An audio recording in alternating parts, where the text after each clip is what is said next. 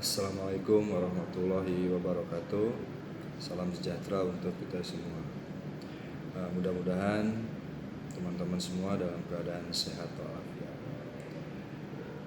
Baiklah, izinkan kali ini saya untuk menjelaskan sedikit materi tentang wawancara kerja, di mana materi ini saya ambil atau saya kutip dari buku Joko Purwanto dengan judul Komunikasi Bisnis edisi keempat tahun 2019,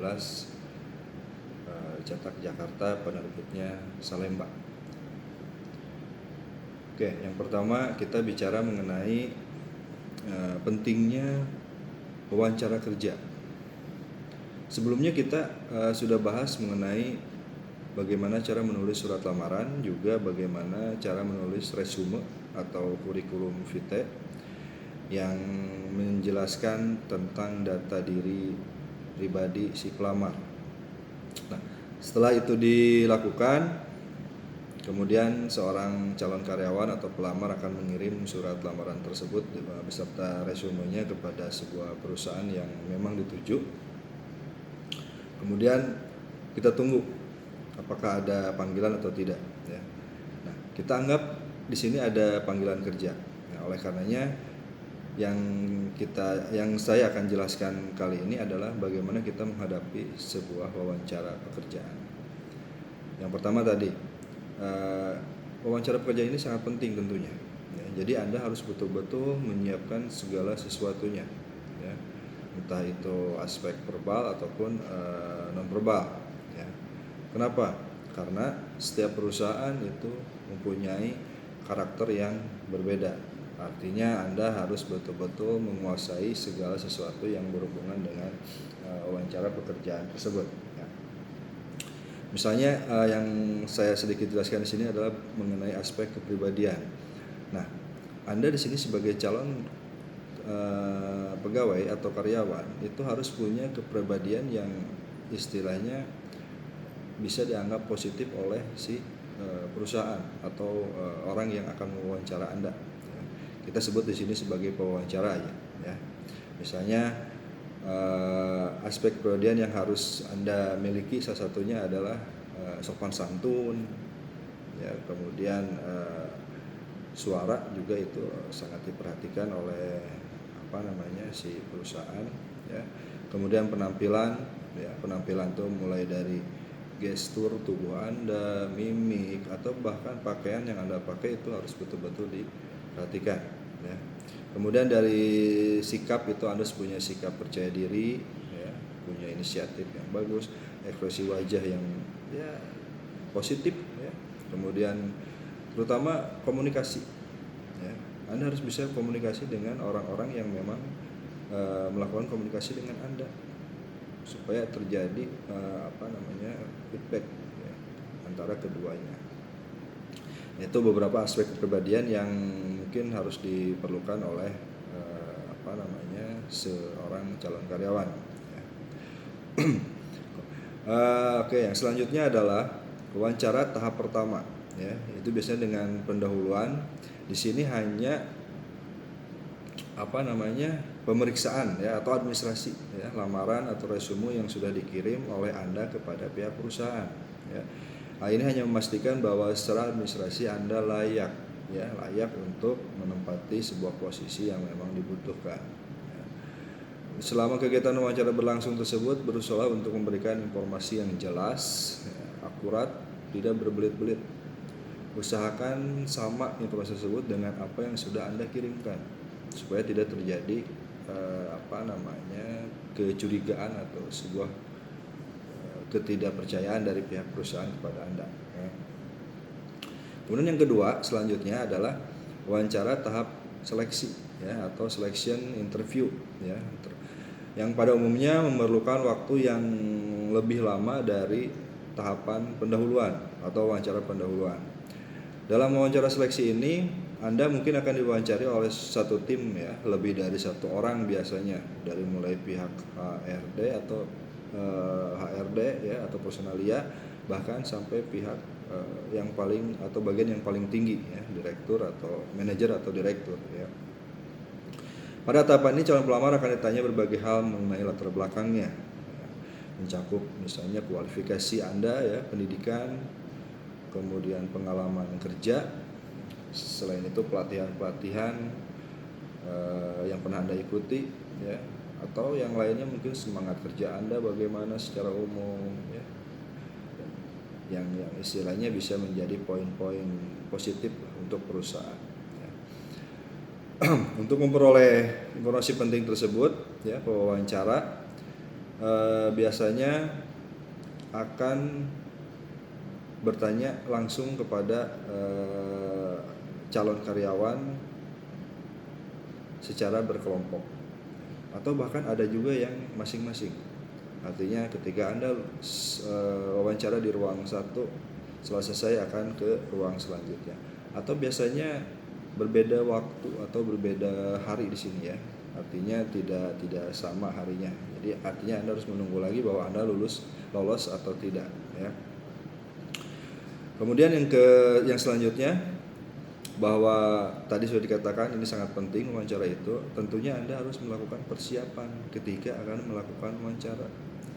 Wawancara itu tidak dadakan. Yang setahu saya atau yang saya ketahui, wawancara itu biasanya diberitahukan sebelumnya. Artinya ada pihak perusahaan yang menelepon atau menghubungi Anda bahwa Anda akan akan dilakukan atau diundang untuk wawancara kerja di perusahaan tersebut.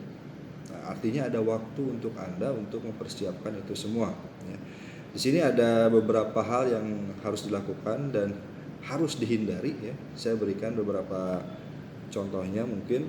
Yang pertama, yang pasti kita sebagai umat yang beragama ya, kita harus berdoa sesuai dengan agama kita dan kepercayaan kita ya, istilahnya diberikan kemudahan, kelancaran. Kemudian yang selanjutnya itu jangan sampai datang terlambat.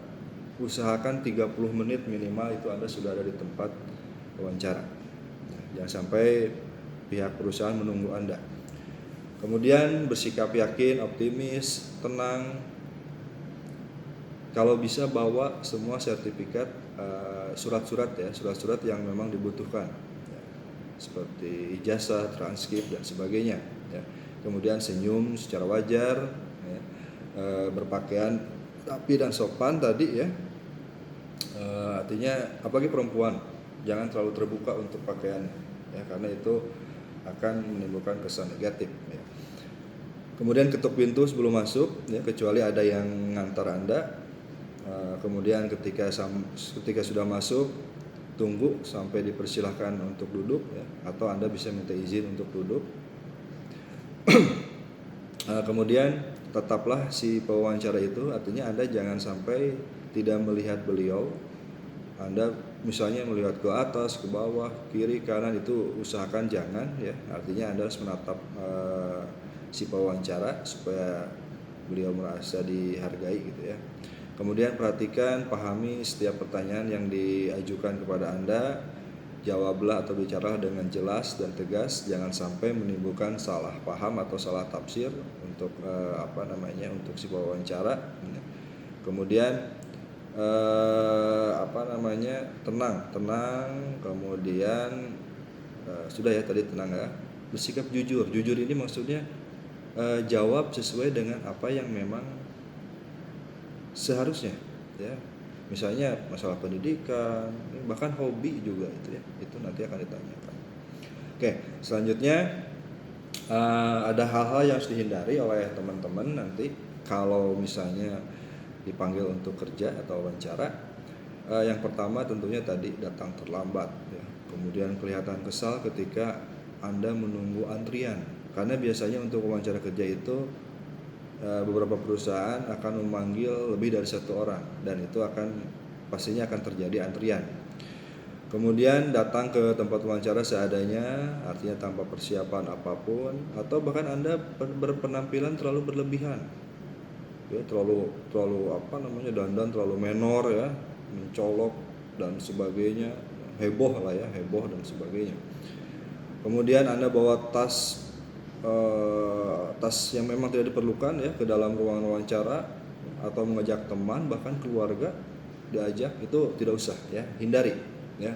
Kemudian dalam bersikap gestur ya, bisa membungkuk, menundukkan kepala, topang dagu, atau misalnya melipat tangan di dada, itu usahakan hindari ya, jangan. Kemudian merokok apalagi ya, makan permen atau mengulum permen di tempat ruangan wawancara itu sebisanya dihindari. Jangan sampai juga Anda membuka atau memulai percakapan terlebih dahulu, biarkan si pewawancara saja. Kemudian usahakan tidak memotong pembicaraan si pewawancara ya. Ketika Anda diberikan kesempatan untuk berbicara, usahakan tidak melebih-lebihkan diri, kemudian tidak berbohong ya, atau mengkritik ya, menjelek-jelekan perusahaan sebelumnya atau orang lain ya. Kemudian yang paling penting juga Anda jangan emosional ya, artinya mudah tersinggung ketika ditanya sesuatu ya. Hadapi dengan tenang saja, artinya seolah-olah tidak mempengaruhi emosi Anda ya. Itu sangat penting ya. Oke. Itu mungkin beberapa hal yang harus dilakukan dan dihindari ya ketika Anda melakukan persiapan pekerjaan. Yang selanjutnya adalah cara mengenali pekerjaan dan perusahaan ya. Sebelum melakukan wawancara, Anda perlu mencari berbagai informasi tentang perusahaan tersebut ya, tentunya tentang pekerjaan yang akan Anda lamar ya. Biasanya untuk memperoleh informasi tersebut, Anda bisa mencari website resmi dari perusahaan tersebut ya. Misalnya perusahaan X ya, itu ada websitenya, itu Anda bisa klik, Anda cari, atau bahkan dari jurnal, majalah, ya, buletin atau sebagainya. Yang penting Anda bisa mencari tahu tentang informasi si perusahaan tersebut, khususnya bagian atau departemen yang Anda tuju ya. Wawancara di sini merupakan komunikasi dua arah ya, two-way communication. Artinya satu dan dua pihak ini bisa melakukan interaksi ya, tidak satu arah ya. Ini merupakan kesempatan bagi Anda juga untuk bertanya ketika Anda diberikan kesempatan oleh si pewawancara ya. Nah, sedikit contoh beberapa pertanyaan yang Anda dapat sampaikan, antara lain misalnya untuk masalah pekerjaan. Anda bisa bertanya kepada si pewawancara, apabila nanti diterima, apa tugas dan tanggung jawab pekerjaan yang Anda pegang, atau bagaimana kebijakan perusahaan mengenai promosi, kemudian bagaimana kesempatan untuk berkembang dalam perusahaan ini, atau misalnya apakah ada di perusahaan tersebut, apakah ada atau tersedia program pelatihan bagi karyawan baru atau pegawai baru ya. Nah, pertanyaan-pertanyaan yang akan Anda ajukan tersebut sangat penting artinya bagi pewawancara, terutama dalam kaitannya dengan tingkat keseriusan Anda melamar posisi pekerjaan ya. Artinya si pewawancara akan melihat bahwa Anda itu serius, Anda serius bahwa Anda tertarik untuk melakukan pekerjaan tersebut, dibanding kalau Anda pasif diam ya, itu seolah-olah Anda tidak tertarik ya. Jadi jangan sia-siakan kesempatan yang diberikan oleh pewawancara ketika Anda disuruh untuk bertanya ya. Kemudian selain itu hindarilah pertanyaan-pertanyaan yang kesannya atau bernada interogasi kepada pihak pewawancara. Kemudian selanjutnya adalah pertanyaan penting dalam wawancara kerja. Ini contoh ya, biasanya ada beberapa pertanyaan yang memang dianggap penting ya. Pertanyaan-pertanyaan ini ditanyakan kepada Anda dapat saja berkaitan dengan pekerjaan yang Anda lamar misalnya, atau pendidikan, pengalaman kerja, pergaulan dengan teman sejawat ya, penilaian pribadi, hobi, kepribadian dan sebagainya. Oke, sedikit saya berikan contoh mengenai beberapa pertanyaan tersebut. Yang pertama misalnya pekerjaan yang dilamar ya. Contoh pertanyaannya adalah, mengapa Anda ingin bekerja di perusahaan ini? Nah, itu biasanya muncul ya, itu Anda harus siap ya. Kemudian pengalaman kerja Anda relevan nggak dengan posisi kerja yang Anda lamar? Kemudian mengapa Anda tertarik dengan jabatan atau posisi pekerjaan ini? Itu contoh dari pekerjaan yang dilamar. Selanjutnya ada pendidikan dan pelatihan. Bisa contohnya, mata kuliah apa yang paling Anda senangi dan Anda benci. Ya, kenapa? Kemudian aspek mata kuliah apa yang menarik bagi Anda? Kemudian apakah kuliah dan pelatihan yang Anda peroleh membantu pengembangan karir Anda? Nah, itu beberapa contoh pertanyaan pendidikan dan pelatihan. Ya. Kemudian ada latar belakang keluarga, itu juga biasanya ditanyakan, jadi Anda harus siap-siap untuk menjawab dan tidak tersinggung. Contoh misalnya, apakah pekerjaan orang tua Anda, apakah pendidikan terakhir orang tua Anda, kemudian bagaimana pendapat orang tua Anda terhadap karir Anda. Ya. Selanjutnya ada topik kepribadian, diantaranya pertanyaan yang muncul biasanya bagaimana Anda menjelaskan diri Anda sendiri. Nah, itu yang rada sulit mungkin. Anda harus menjelaskan bagaimana diri Anda itu, ya. Apa yang menjadi kekuatan dan kelemahan diri Anda. Itu harus bisa dijelaskan, atau misalnya bagaimana Anda menilai diri orang lain. Artinya Anda menilai orang lain itu seperti apa. Selanjutnya penilaian pribadi misalnya. Faktor apa yang paling memberikan kontribusi bagi pengembangan pribadi Anda, atau hambatan-hambatan apa dalam pengembangan karir Anda, ya. Kemudian ada juga apa pengalaman kerja yang paling memuaskan dan tidak memuaskan bagi Anda. Itu juga salah satu contoh pertanyaan-pertanyaan yang akan muncul biasanya, ya. Selain itu ada tujuan karir. Contoh pertanyaannya biasanya adalah apa tujuan jangka panjang karir Anda, ya. Bagaimana Anda dapat mencapai tujuan tersebut, ya. Mengapa Anda merasa cocok dengan posisi tersebut? Nah, itu contoh-contoh pertanyaannya, ya. Atau bahkan hobi, ya, hobi dan lain-lain itu juga biasanya sudah ditanyakan, ya. Atau bukan sudah, biasanya sering ditanyakan. Pertama misalnya, apa yang Anda lakukan pada waktu senggang? Anda hobi tidak liburan, kemana? Kemudian apakah Anda ikut dalam suatu kegiatan sosial kemasyarakatan, ya? Olahraga apa yang Anda senangi, buku, majalah, musik, apa yang Anda sukai misalnya kan. Kemudian hal-hal lainnya yaitu bagaimana cara Anda mengembangkan strategi produk untuk perusahaan ini, ya. Apakah perlu sebuah perusahaan melakukan penelitian pasar dan yang lainnya. Nah, itu pertanyaan-pertanyaan yang biasanya sering muncul. Jadi Anda harus betul-betul bisa menjawab itu semua, ya. Oke, selanjutnya, apabila sebelumnya Anda pernah bekerja, nah ini pertanyaannya biasanya cenderung lebih kepada pengalaman Anda sebelumnya, ya. Pertanyaan ini antara lain mencakup bagaimana sikap pimpinan Anda terhadap Anda, pekerjaan sebelumnya, pendelegasian dan pengambilan keputusan, ya. Pertama, pimpinan Anda. Contoh pertanyaannya, bagaimana pendapat Anda tentang atasan atau pimpinan Anda? Kemudian bagaimana pimpinan Anda memperlakukan Anda? Kemudian pekerjaan sebelumnya. Contoh pertanyaannya, mengapa Anda ingin meninggalkan pekerjaan lama? Apakah yang paling menarik dan tidak menarik yang pernah Anda lakukan di pekerjaan lama Anda? Nah, itu, ya.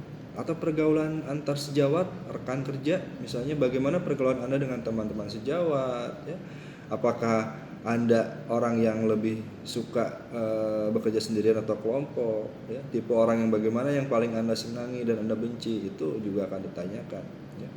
Selain itu pendelegasian, misalnya pertanyaannya adalah dapatkah Anda mendelegasikan tanggung jawab kepada orang lain, ya? Bagaimana motivasi Anda terhadap orang tersebut ketika diberikan pendelegasian, ya?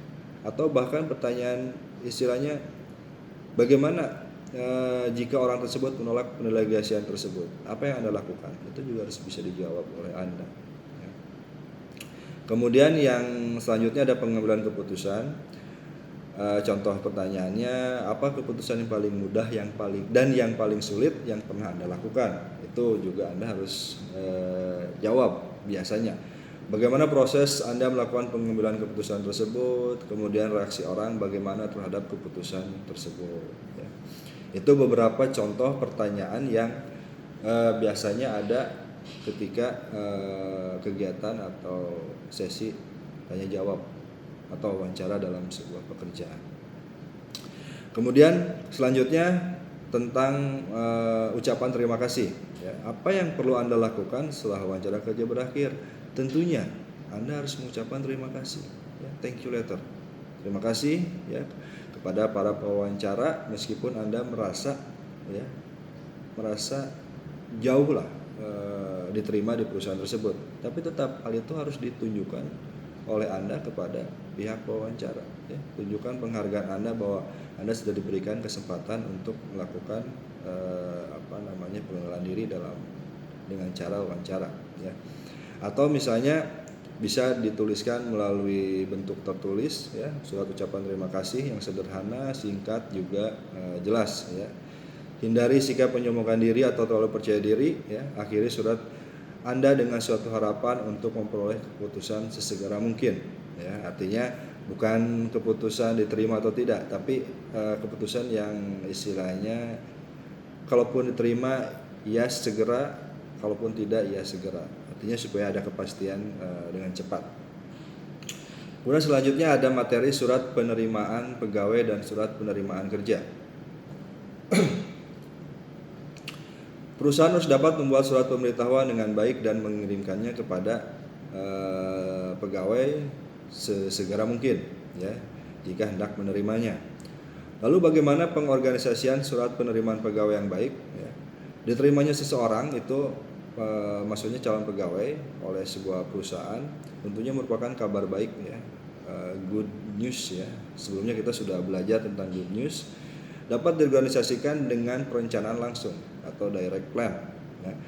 Pada pendekatan ini, bagian pembuka secara langsung mengemukakan informasi yang menyenangkan, ya, diikuti dengan informasi konfirmasi dan paragraf penutup, ya. Kemudian apabila Anda telah menerima surat penerimaan pegawai, Anda sebaiknya membuat surat balasan untuk perusahaan tersebut atau organisasi tersebut, ya. Pada prinsipnya, rencana organisasional untuk surat balasan sama dengan surat pemberitahuan penerimaan kerja. Paling tidak ada 3 poin yang perlu diperhatikan dalam menulis surat penerimaan pegawai atau menerima tawaran kerja, yaitu yang pertama, nyatakan antusias Anda terhadap tawaran kerja tersebut. Yang kedua, konfirmasikan kapan Anda datang ke bagian personalia atau perusahaan. Kemudian yang terakhir, tunjukkan antisipasi Anda terhadap penerimaan tawaran kerja tersebut. Itu beberapa hal yang perlu diperhatikan oleh Anda. Yang terakhir dari materi ini adalah surat penolakan kerja. Ketika Anda berniat menolak pekerjaan, sebenarnya tidak ada keharusan untuk membuat surat. Karena pada dasarnya penolakan tersebut dapat diungkapkan melalui lisan, ya. Meskipun demikian, alangkah baiknya pengungkapan penolakan kerja tersebut dilakukan secara tertulis. Ini maksudnya adalah begini, bahwa Anda melakukan wawancara, kemudian Anda diterima oleh sebuah perusahaan. Di sini posisi Anda ingin menolak. Nah, itu maksudnya. Bahwa Anda berhak untuk menolak pekerjaan tersebut, ya. Itu mungkin disebabkan oleh ada tawaran yang lebih menarik atau hal lain yang mengakibatkan Anda menolak pekerjaan tersebut walaupun Anda sudah diterima sebetulnya, ya. Di sini Anda berhak menulis surat penolakan kerja. Nah, itu yang tadi saya katakan, baik yang bersifat positif, ya, maupun negatif. Artinya Anda dibebaskan, silahkan. Kemudian rencana organisasional surat penolakan kerja ini sebaiknya menggunakan perencanaan tak langsung, ya, sebagaimana pada penulisan bad news, ya, atau berita buruk, ya, kabar buruk. Pada awal surat, kemukakan hal yang bersifat positif atau netral, ya. Baru kemudian sampaikan penolakan kerja pada bagian pertengahan. Kemudian surat ditutup dengan ucapan terima kasih. Surat penolakan kerja atau letter declining a job offer merupakan surat yang dibuat oleh pelamar kerja. Nah, itu yang tadi saya katakan, atau mereka yang sudah bekerja tetapi mendapat atau mengharapkan pekerjaan di tempat lain yang lebih baik atau lebih menguntungkan, ya, atau yang mempunyai prospek lebih cerah, biasanya seperti itu. Pelamar kerja yang sudah mengikuti semua bentuk ujian seleksi baik tertulis maupun wawancara, ya, dapat membuat surat penolakan kerja karena telah diterima bekerja di tempat lain. Artinya tadi, ya, saya ulangi bahwa Anda punya hak untuk menolak pekerjaan tersebut walaupun Anda sudah diterima di perusahaan tersebut, ya. Nah, itu mungkin teman-teman sedikit mengenai penjelasan materi wawancara kerja.